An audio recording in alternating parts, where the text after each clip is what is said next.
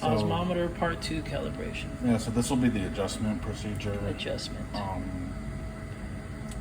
In the menu, it's this calibration. You have to log in, obviously.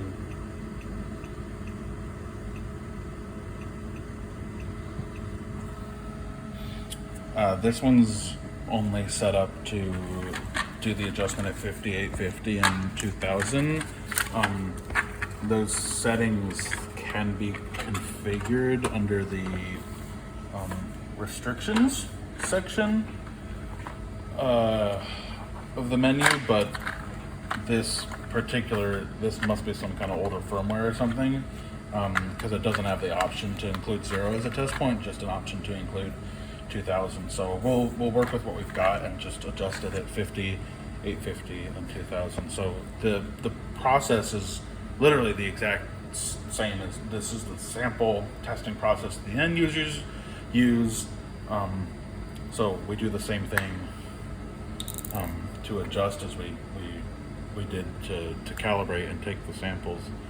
The only difference here is that this just kind of like it prompts you at every step about what value of solution you're supposed to be testing. So right now on the screen it's flashing insert 50 milliosmol per kilogram, number 1.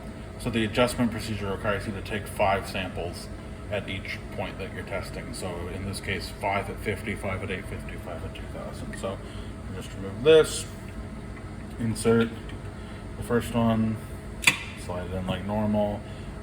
It doesn't ask for the barcode or anything because it knows what it is. It knows it's a 50. It's going to run through the test process, same as it does before, and you'll just see either a green check or a red X if it passes or if it fails that point. I want to say that if it fails, there's a certain threshold where it can fail like 1 or 2. I can't remember off the top of my head, but basically it'll prompt you. If it's failed too many, it'll prompt you to redo it.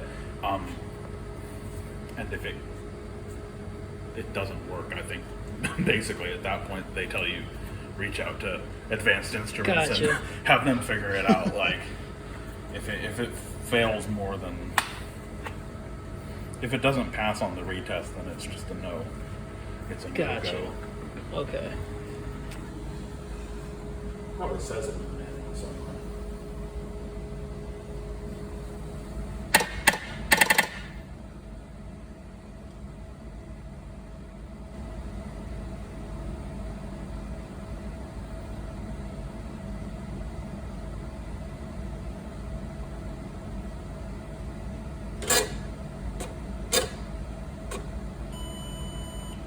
And so that one passed. So green check, passed, yeah. And then we just, same procedure as we did before, pull this out, side, it says clean chamber. So we'll listen, clean the chamber, 1, 2, 3, 4, 5, 6. Take the old tip off, put a new tip on. Grab another 50.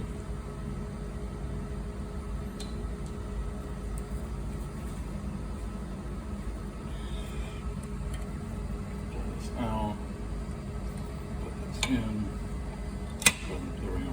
Now we just do this, 14 more times. And when it's done, at the end of it, are you supposed to do anything, or is that just that's it? I can't remember what it does, but it basically just tells you like calibration successful. Something Got you. Yeah, that's literally. It'll give you a pop-up, and it'll either say error, two failures.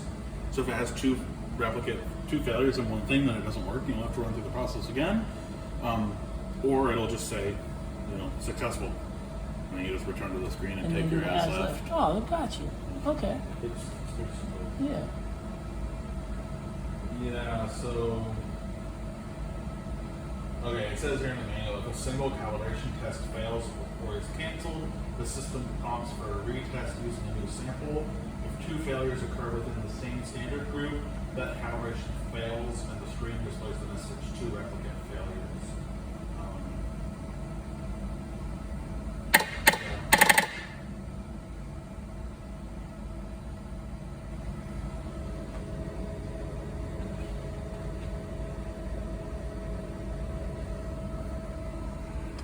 that's pretty straightforward.